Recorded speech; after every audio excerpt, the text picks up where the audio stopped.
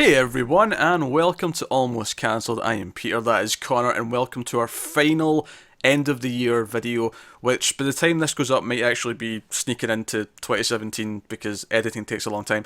But this is going to be, it was going to be the 10 TV shows coming in 2017 that you should be interested in. However, we couldn't narrow it down to 10 because there was too many. We started I with think we said about 50. It was like 55, yeah, the list we started with, and we narrowed it down to 25.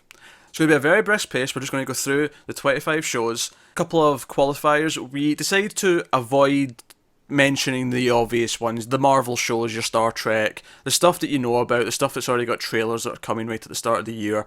Admittedly, if you watch our news video every week, you'll have heard of all of these before. This is kind of like a Greatest hits. greatest hits, yeah, of the news this year. So we're just going to go through each of these 25 with a bonus one at the end, actually. There's a surprise bonus, number 26 at the end. And yeah, we're going to get into this. So here's the 25 shows you should be looking forward to, possibly, for 2017. The first show we're going to talk about is from Netflix. It's called Altered Carbon. Joel Kinnaman is going to be starring in it. It's a sci-fi show in the future where human consciousness can be downloaded into a new body. So you don't really die. And it's about him. He's like a policeman in the future. He's a ex-soldier kind of thing, and he is investigating the murder of this rich person who believes they were killed just before they re-downloaded. The police think it's a suicide, but he's going to investigate it. It sounds very cyberpunk, very sci-fi, coming from Netflix, which means high production value. Yeah, and Netflix have been knocking it out of the park this year, especially in some recent sci-fi elements. Yeah, so lot of reasons to be excited for this one.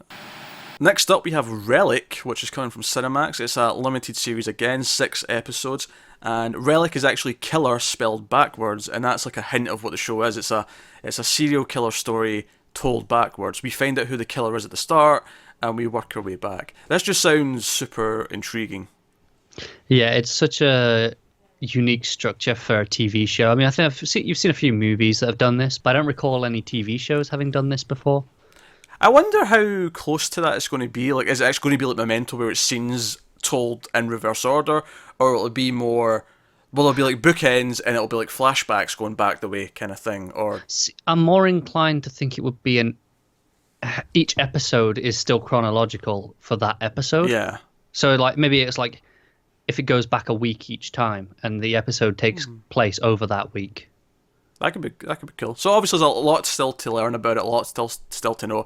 But Cinemax have done a couple of great things recently. Quarry was fantastic, so that gives them some pull with us now at this point. And it's a cool concept, so why not? Next up, coming from Cinemax again, we have Scarlet, which is based on a Brian Michael Bendis comic, and it's about a woman named Scarlet in Portland who basically rebels against a corrupt society and starts a revolution, essentially. I've never read it myself, but it sounds interesting. And what's interesting to me is that apparently she starts killing cops and everything. Like, it's a really dark story. It's been listed as something that, this can never be made on screen. This could never be a TV show or a movie because it's this dark. Yeah, and I hope it's done better than the last Bendis show.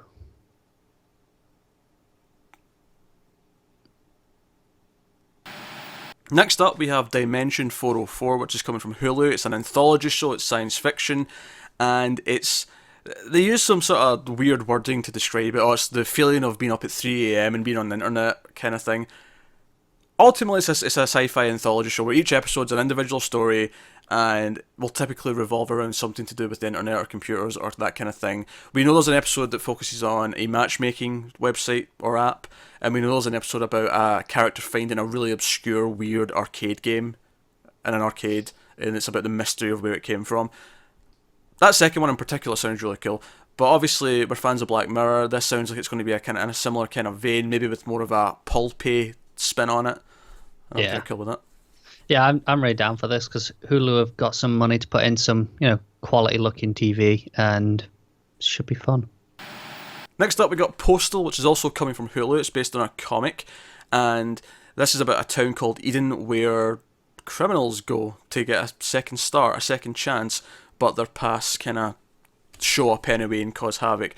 But we're going to have a show where it's a town full of people who are either murderers or something worse, maybe even. But it seems like it could lead to a lot of interest. I mean, the danger, of course, is that you won't sympathise with any of the characters, but if they nail it, it could work quite well and have a. I kind of hope it's got a really wide, diverse cast, and there's no like clear lead, because I could almost see it like being each episode is a different character and it's their past and it's dealing with that for this person each time. Next up, we have The Handmaid's Tale, which comes from Hulu. It's a dystopian series where most women can't have babies anymore. There's only a few women that are fertile. And the show focuses on Elizabeth Moss's character, who is ordered by this dictator to be his concubine. Yvonne Strahovski's also in it, so there's a couple of good stars in there that we recognise. But ultimately, I just like dystopian sci-fi shows. Yeah, and this was something that maybe one of the only ones on here that I don't think we've mentioned in the news, because we only kind of stumbled across this. Yeah, this was a new find for this. Yeah, we didn't see this before. It's also one of the only things in this list of 25, which are no specific order, by the way. They're just kind of grouped in their networks. This is the only one that actually has a rough air time. This is April this is coming. We know when this is actually happening, whereas the rest could be any time in the year. Some of them get pushed. Yeah, we haven't really seen it, and they gave a little teaser trailer of like 10 seconds long, but 10 it seconds. doesn't really count. Yeah, I'm not counting that. Next up, we have Glare, which is coming from J.J. Abrams, who's working with HBO on this new show. Glare's going to be an hour-long show, and it focuses on the colonisation of other planets. That's all they've told us. And, you know, there's nothing there, but there's still enough to be excited, because we've got J.J. Abrams on TV, we got HBO, we got doing sci-fi, colonising other planets. You know, this should be cool. Next up, we have Raven, which is coming from HBO. Vince Gilligan's involved, which is exciting in and of itself, but this is telling the true story. It's a limited series, and it's going to tell the story of Jim Jones, who, you know, the famous Kool-Aid suicide pact. It's going to be that story, focusing on all the characters and all the different people that agreed to do it and how they came into it and why they did this. So, but mainly it's Vince Gilligan's involvement, I think, more than anything, that's got us pumped for this. That, and I think the interesting part is, for me, it's not just focusing on the man himself, it's focusing on those around him and why they're there. And I think that should be an interesting angle on it. Next up, we have Counterpart, which is coming from Starz. This is a science fiction show. There's a lot of sci-fi. Basically, we love sci-fi. You're getting this gist here. But this is a show starring J.K. Simmons, of all people, which is really exciting. Olivia Williams is also in it. You might know her from Dollhouse. She's been in a bunch of other stuff. They're in this, and he plays a character who is like described as a cog in this big bureaucratic agency. And he discovers that his agency is actually secretly working on communicating with a parallel world, a parallel dimension. And it's called Counterpart because it's him and his version, his counterpart on the other side of this other dimension, working together to try and figure out what's going on and like solving and beating the agency. That sounds right up my alley. And J.K. Simmons as well. Yes. I can't wait to see him playing two versions of the same character as well. He's going to nail it. I hope one's hot-tempered and the other one's really timid. I hope one is like working against the agency and one is actually secretly working for it. Oh, that'd be good. But basically, I want one to be J. Jonah Jameson, and the other one, I've never really seen him do a timid version, but or unless we just get J. Jonah Jameson and his character from Whiplash. Yeah. He's just angry, really angry. Next up, we have Why the Last Man. This is coming from FX. Now, this one, maybe we're being a bit optimistic, thinking this might actually hit in 2017, because it's been in development hell for a long time, but they just hired a showrunner, so it seems like they're gearing up. I'm still not convinced it'll ever actually happen, though.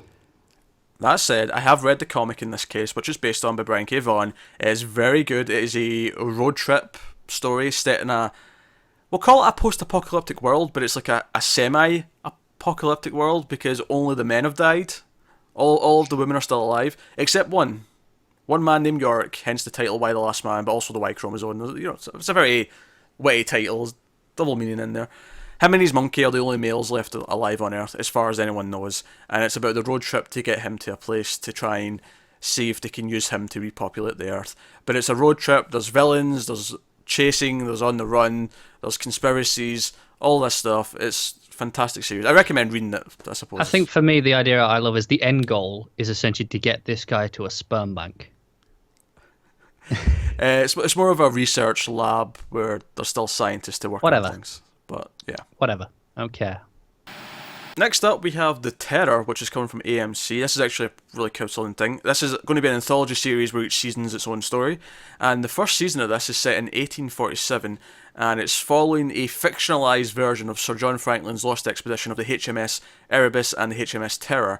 And it mentions that basically they're on the Northwest Passage, they're in the sea, and something's stalking the ship, a predator.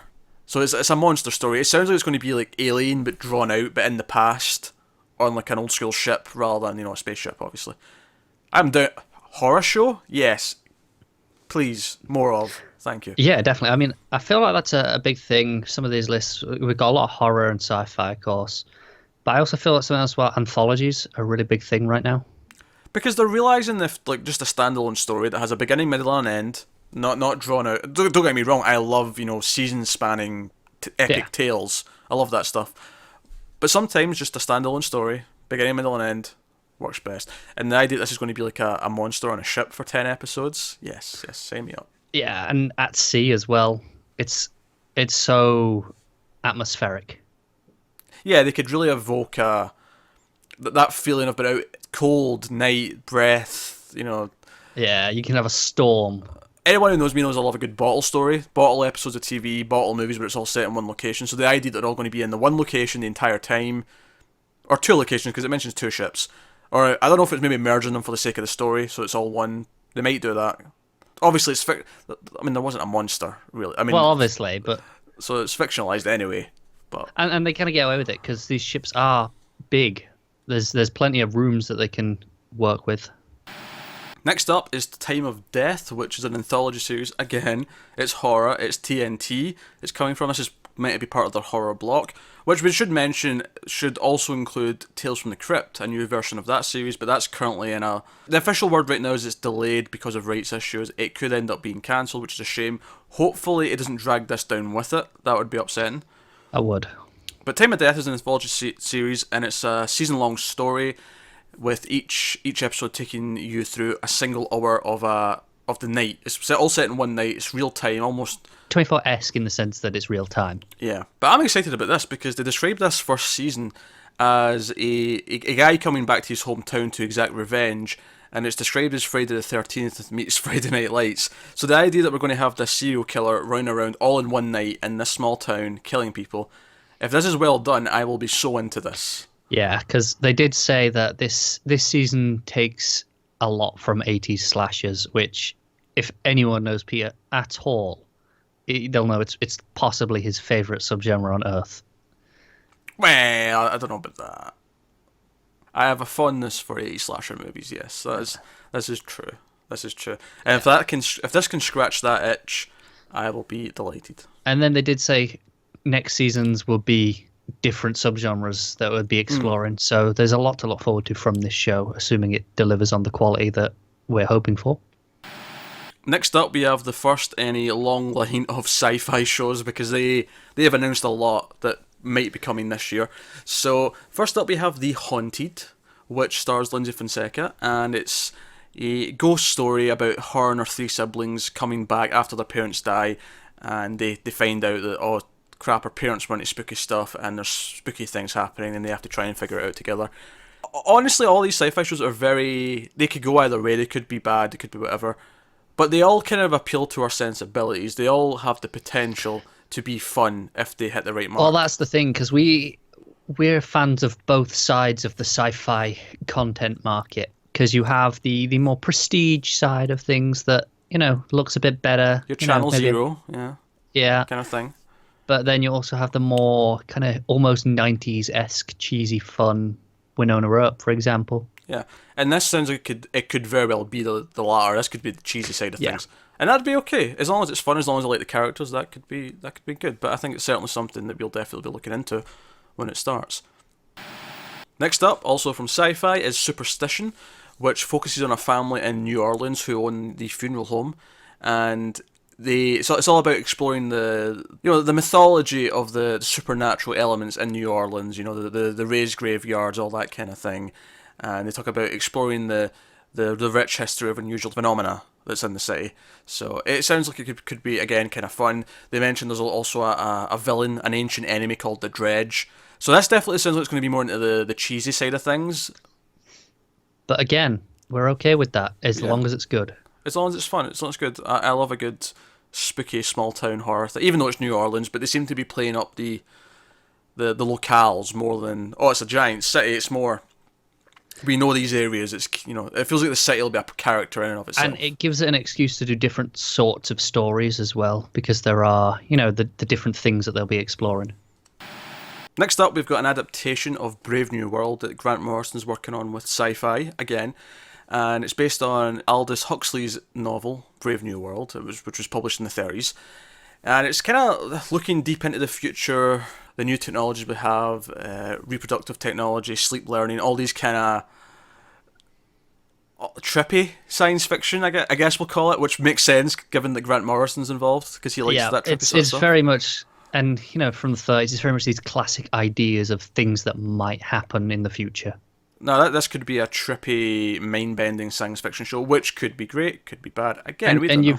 You've got to imagine that it's all gone horribly wrong as well.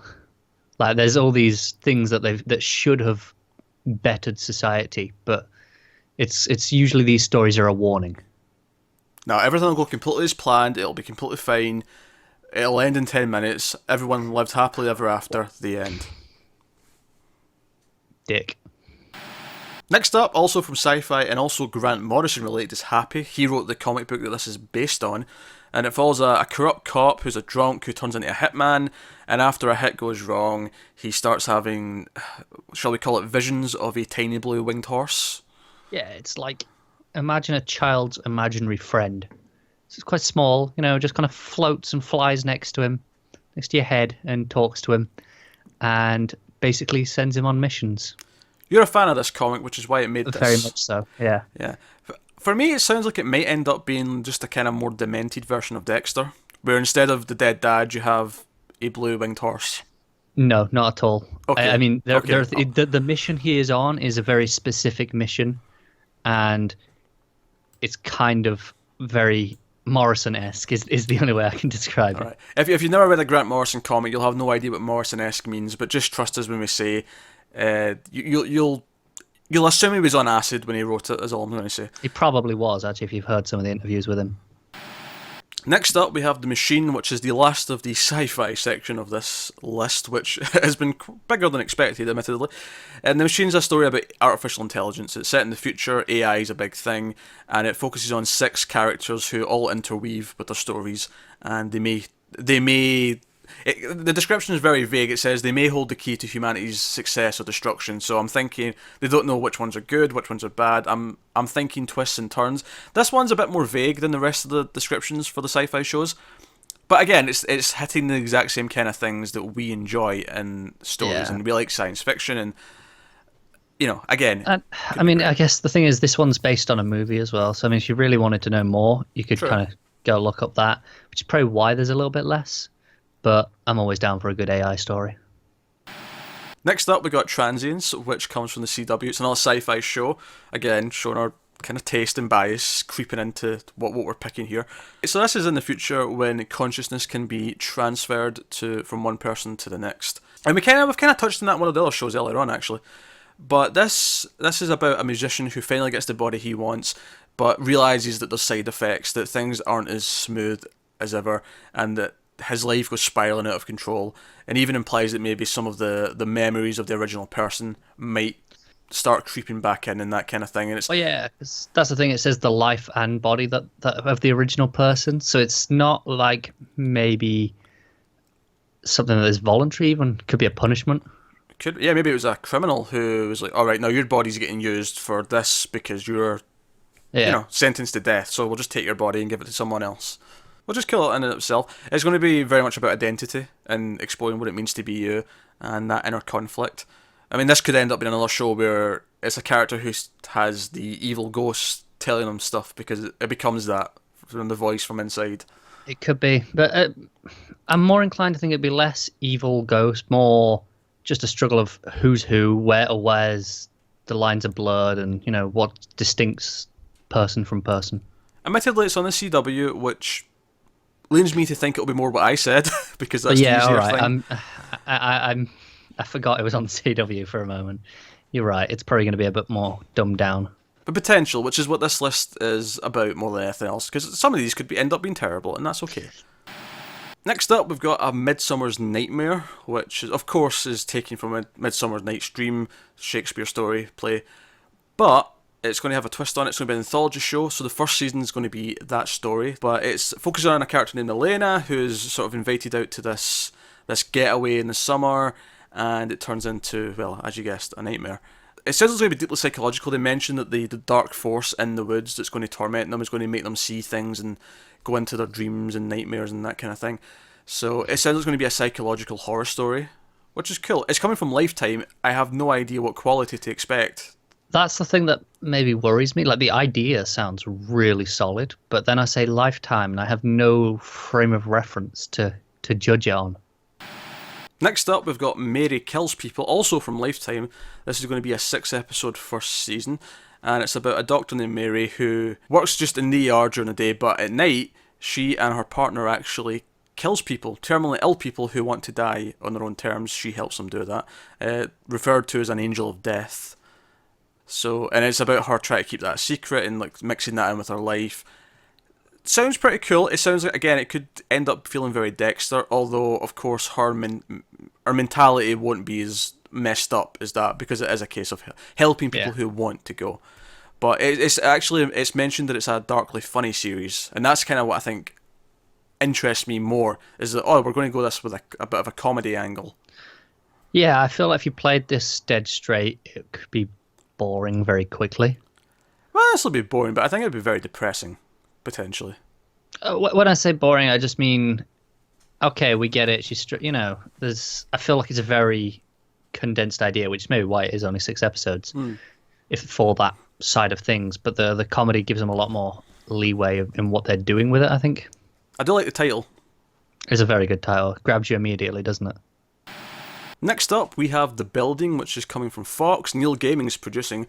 It's actually based on a movie that was made for digital services a couple of years ago. But it's a building, a skyscraper that moves between alternate realities, and a group of characters get trapped in the building when it moves to an alternate Earth where Reagan was never the president. It's about them getting back into the building, because if they're outside the building when it shifts again, because they don't know when it's going to move, they'll get trapped in this alternate reality, and it keeps jumping through different realities is going to be the premise of the show. And obviously they're going to look into it, and we know who built this thing, why does it exist, why does it do what it does. So presumably how? And yeah, how? Timey-wimey, magic-y nonsense. Dimension-y stuff. Yeah, probably. But it sounds like a really intriguing series, and I love alternate dimensions. That's always fun. Yeah, I always like it when it's one thing that's changed. Like in this case, it was Reagan wasn't elected for that first world anyway. Yeah. And then presumably it's so drastically different. It'd be cool seeing all these different things with just like one change each and seeing the knock-on effects. If they want to make a really cool reference to a Buffy joke, they could get transported to a world where everything's the exact same, but there's no shrimp. You had to make a Buffy joke. You couldn't get through a video without the weed references. Look, this was a very specific reference about alternate realities that's very funny. So, I'm putting it in. Fine, I'll allow it. Another show that Fox are working on is called Red Moon. It's based on a book by comic book writer Benjamin Percy, who we know because he's writing Green Arrow at the moment. But this is a world where werewolves, lichens to use their correct term, exist, and they're actually an oppressed minority, and there's like lichen terrorism, and the main character is going to be a FBI agent who's a lichen who goes undercover into a lichen cell to try and stop another terrorist attack. Yeah, this feels like massively political, but werewolves.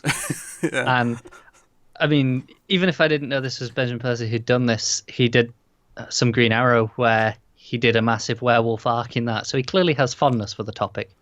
FBI undercover werewolf. Yeah, I'm kind of down. There's no way we're not down for this, right? I hope Fox give this the budget it needs, the budget it deserves. Yeah. That said, I can kind of see it being a really trashy, low budget thing and being really fun. Yeah, I can kind of see that. But I do hope they take more the route of, say, The Exorcist. I can see it just being like sideburns they've got, and that's it. Got the Wolverine sideburns, and then that's all you get. That's the werewolves. Next up, we've got Trees, which is coming from NBC. This is based on a Warren Ellis comic, and it starts off sounding a lot like the recent film Arrival, where these giant alien presences kind of arrive on Earth, and they just stand there and do nothing. But there's like small changes over time, like climate changes and things like that. And the series will follow the characters who are trying to figure stuff out. And it says it'll mix crime and romance and relationships and all that kind of stuff. So it'll be very character based. I'm very intrigued. Warren Ellis is a comic book writer. I've always wanted to get into more stuff. I know you've tried his stuff and haven't been very fond. I mean, I know earlier I said there's a very Morrison-y thing. Ellis has a similar thing for me where I like his concepts, but the way he writes, I can't get into at all. But hopefully they'll translate it for TV really nicely and I can get into this. Because like I said, the concept I really like. Yeah, he's not writing it, I don't think so. And it's NBC. I can see NBC making it a lot more consumer friendly. Exactly. But, again, all these sci-fi shows, I don't know what we've done to deserve all these sci-fi green lights and pilots and series orders, but we're getting them, so... We'll just take them while we can, because this is the thing. We'll get them for about 3 years, and then we'll have none. For a decade, yeah. Yeah. Next up, we've got Pendulum, which is also coming from NBC, and this is a thriller with like hacking in the digital underworld involved, where an everyday man is targeted by a murderer, and it sets off what they're calling a twisting, dangerous journey through the digital underworld. Which I like that it's different. It's got a more of a specific focus than most shows like this. Yeah, it does. Like I say, it's kind of vague enough that it kind of gives them a lot of leeway with what they're doing, but it's got something. Yeah, because I think I've seen stories before where you have like a hacker who's trying to affect someone's life. But then again, I'm assuming that the killer is a hacker. I don't know if... Well, yeah, this feels like rather than focusing on the person who's targeted, seems like just a regular person, it'll focus more on the ramifications within the digital world of like who that affects there, perhaps. And last up, this is the 25th show I've talked about. Again, no order specifically, but this is called Welcome to Hitchcock, and it's going to be a season anthology show where each season is... It reminds me, the way to describe it kind of sounds like Fargo, where Fargo is an anthology show where it takes like Coen brothers' ideas and scenarios, but it doesn't just retell the story of any of their movies. This is what this feels like it's going to be. Yeah, it's kind of like their style, but not their scripts. So, they've not specifically said what season 1 would be, but it could be The Birds, it could be Psycho, it could be Rear Window, that kind of thing. And each season would focus on one of these. So they're doing one season. There's potential future seasons because they've spoke about that. We don't have a network for this yet. This is why this one's maybe less likely to be this coming year, just because of that. But who knows? Sometimes these things start moving quite quickly once they get going. No, this is the Universal that's making this, so it could end up on one of their channels. So we'll see how that goes. But I am actually just really intrigued by it because they say it's a single season mystery each season, and I think that could end up being a lot of fun. And you'd assume they'll be keeping it Hitchcockian, very like long, slow, drawn out mysteries. Yeah. I love Hitchcock, of course. Yeah, and it should play in nicely to this season long because they've got time to just explore. It also means I hope the mysteries are more simple and like old school, like a Hitchcock movie would be, rather than rather than trying to do like a Westworld type thing. Plus, as a bonus, of course, we couldn't end this video without talking about Connor's most anticipated show of all time. It's called The Deep, which is coming from Freeform, and it's about a small town that goes to war with mermaids. What can I say? Mermaid War just has me hyped, and any long-time listeners of our news will know. Every week I ask Peter for updates, and I feel like sometimes he doesn't actually search. He just kind of goes, "No, there's nothing yet." But one day this is going to come out, hopefully in 2017, and it's going to be the best show we've ever covered. And that was a very brisk list discussion of some shows that we're looking forward to in 2017. Of course, when they actually hit, assuming they all do hit, some of them could be cancelled, some of them could be delayed to 2018. Lots of variables to consider, but we will be covering all the first episodes at the very least of all those things, because these were just we do the news show every week. We read about all these shows coming, and a lot of them sound really generic and boring and drab, whereas some of these sound interesting and Yeah, exciting. they've got something to them that makes us want more, and that's what all of these were. Yeah. So, of course, there's a lot of other shows coming and returning shows as well coming in the next few months. We avoided some obvious titles, of course, which you know about. You know about the Marvel shows, you know about Defenders and Iron Fist and Punisher and even Inhumans. Obviously, Powerless is coming, which is the DC Comics sitcom, and other obvious stuff like Star Trek, Discovery's coming, American Gods. And then we have some really stuff that's coming really soon, like Taboo and Frontier, which are both coming in January, as is a series of unfortunate events. So there's a whole bunch of stuff coming very soon, which we will be covering at the very least the first episodes. And if we enjoy them, we'll cover the whole seasons. Yeah. But obviously a bunch of returning shows coming as well. Things are about to get very busy. In fact, I'm surprised by how busy the schedule's getting this soon. Yeah. As fireworks near Connor's house interrupt us gravely. Apologies for that. As you may know, it's New Year's Eve when we're recording this, and some inconsiderate bastards are being early with their fireworks. Yeah, several hours early, in fact. Yeah, it's inexcusable. It's still 2016. Shut up. I know. People are trying to work here. But yeah, thanks very much for watching this video. Tell us what shows you're excited for next year, whether we've mentioned them or whether it's stuff that we've not mentioned. Because obviously, like we said, we started with 55. Yeah, and we cut out. And that was just the highlights from the news. There was hundreds over the yeah. year. Yeah. We could have easily had a list of like 200 here if we wanted to. Yeah. But we narrowed it down to 25 are the ones that we were most interested in. So let us know which ones you're curious about, what you're excited for. Like and subscribe and all that stuff. It helps us out a lot if you do. And yeah, have a happy new year. Which this might be after, this might be tomorrow when this goes up, so I'm not sure if New Year's already passed. But either way, have a good 2017 either way. Have a good 2017. And hopefully we have a good 2017 for TV. We'll see you next time.